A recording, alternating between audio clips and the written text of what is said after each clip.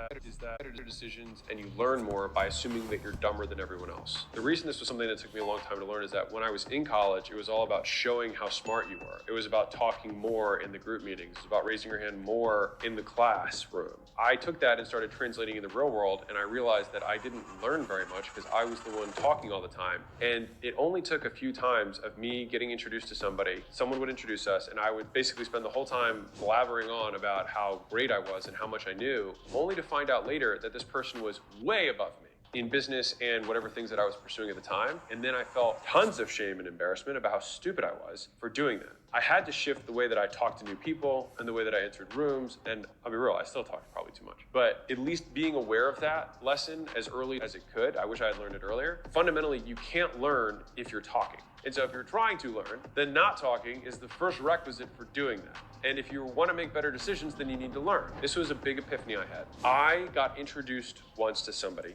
I was walking peripherally after I had left, and somebody else went up to them and was like, "Do you know who that guy is?" And in that moment, I realized that my positioning was now sky high because I didn't have to be the one to say it. The idea that I realized was, how can I get other people to edify me? Because what I had to allow people to do was to make the same mistake that I used to make, which is that someone young, someone inexperienced, someone less aware, whatever, would come up and then start posturing themselves and blathering on about everything that they're doing.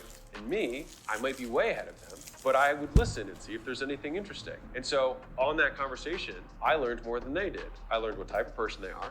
I learned where they're at with their career. If they had anything interesting that would be worth following up with. They learned nothing. They felt good about themselves. And then later would feel bad about themselves when that other person went over and told them. And so I was like, of these two scenarios, which would I rather do? Would I rather have someone have a conversation with me and then not know who I was, but be able to learn? Because that's the worst case scenario. Or would I rather blather on, learn nothing? Either I am above them, and then they're like, well, fuck that guy, he brags. Or I'm below them, and I'm the moron. So I stopped doing that. So that was lesson number one.